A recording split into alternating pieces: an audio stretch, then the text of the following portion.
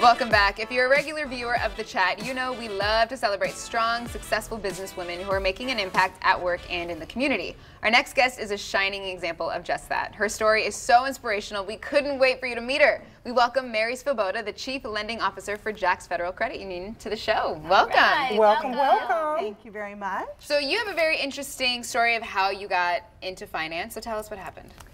You know, I don't know if it's so interesting, but I think it's something people can relate to nonetheless. I was just a young person, come out of high school, didn't have any idea what I even wanted to do for work. You know, I think a lot of people find themselves in that predicament. I'm still there. Yeah. And my husband and I had one car, and so I had to work somewhere close to him, and so I went on my first job interview, and I stumbled on a wonderful industry called the credit union industry. Wow. And I'm just so fortunate that through hard work and passion, I would say that is really what got me there. Without a degree or anything, I was able to work my way. Would you say that again? Without a degree or anything? Absolutely. Right, but I was willing to work hard, and I didn't focus on money. I took many lateral positions within the credit union industry so that I could learn. And eventually my worth was seen, and many other strong women went before me who mentored me and helped me. And I was able to make a career of it. And so here I sit. How many years? Well, I don't like to say that anymore. I'm going to say 30 plus. Really? At 3 different credit unions across the nation, San Diego and Chicago, and now here in Jacksonville. Wow. And I did go back to school later and got my bachelor's degree and got a master's, MBA. Did you need that in order to move up? I did, to get to the executive level. Okay. So they had certain requirements after. Yes, I don't want to say I was denied something because I didn't have it, but it seemed This prudent. wasn't the time. It seemed prudent, and so the time was right, and I put my own children had gone through college, and so it was time to focus on me. I think that's smart, to know what you want to do and then go to college for it instead of... Okay, now you're on to something. Now you're on to something. So you're on to something. You're on to something, because the trouble is, I think, with the way our system is set up, is you go through college, you end up changing majors several times. Yes. Spending a lot of money Spending a lot of money, taking much more time than what it should have, because you didn't really know yet what you were passionate about. Yeah, absolutely. And so if you work a little bit and you get some interest going, and you can, like I said, take some lateral moves, you can figure out what kind of work you actually like to do. But I'm just so passionate about the credit union business. That's I mean, awesome. we're a not-for-profit cooperative.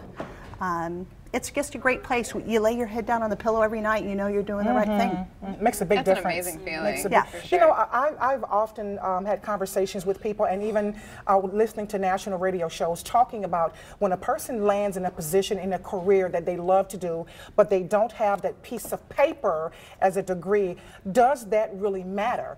And you know, you had such a great story about at the time when you first got into this, you did not have that piece of paper. Do you think it made that much of a difference? Like I said, to go to the executive level, yes. So if it's important enough to you to excel, then you'll get that. Right. If I had been satisfied at maybe a mid-management level, I probably would have been fine, to be honest, without one. Now that doesn't mean you don't need education. Of course not. We're not saying that. Right? Not at all. You've got to go back and take classes. You've got to keep your skills up to date. You know, things like Excel and Word and all those.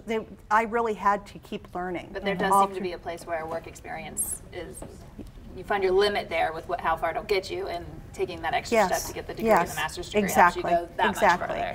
And you know, right now, I mean, one of the things we were to talk about today is millennials, right? And the predicament that they find themselves in. Yeah. And many of them are saddled with a lot of student loan debt. Oh, you can tell me about that. Now, what can we do, right? So, you know, I think you want to get an education, but you don't want to overspend for it either. That would be my advice. There's wonderful public education that we have here in Florida and even in Georgia.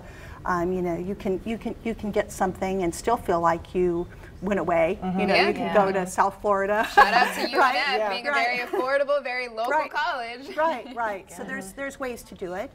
You can do it slow. You can have your employer maybe will help with tuition assistance. So there's ways to get there if you're dedicated, and that's something that you really want to have. Do you talk to friends and they're talking about their finances and the predicaments or situations that they're in that aren't always good, and you're like, oh, you know, does it seem simple to you the advice that you can give people on how to better their finances, that seems overwhelming. I don't want to sound rude, but yes, it seems simple. It seems simple, but it's only because we do it every day. Yes, right? Absolutely. I suppose my hairdresser thinks that all the instructions are simple too, right?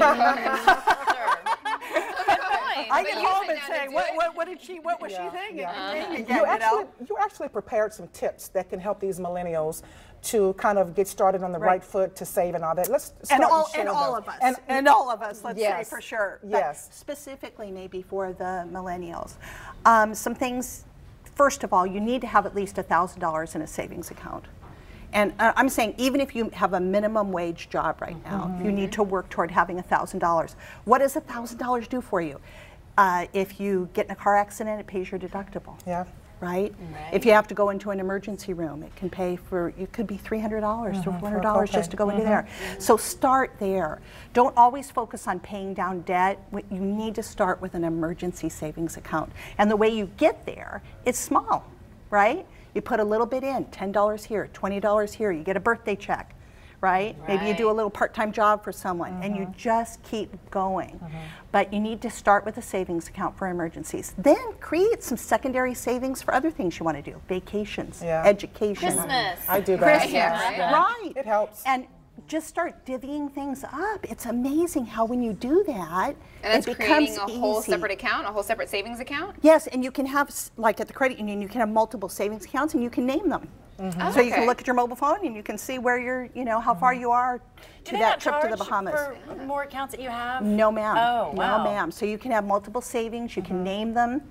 You can have one for your pet, right? And there's no minimum that you have to maintain in those savings accounts? No, just the main membership's only $5, and then all the other savings accounts, there's no minimum. And with their mobile phones, I mean, it's so easy now to keep track of your finances very easy. and know where you're at. Very easy. Avoid fees at all costs. Amen so be very mindful of fees. Any financial institution that you're at, what are they charging you with fees? Don't just randomly go to an ATM and pay $3 or $4 for a surcharge. Oh, God, don't do that. Those little things just simply add up, don't they? They just add up over time. So you want to do that. Check your interest rates. Don't pay more than you have to.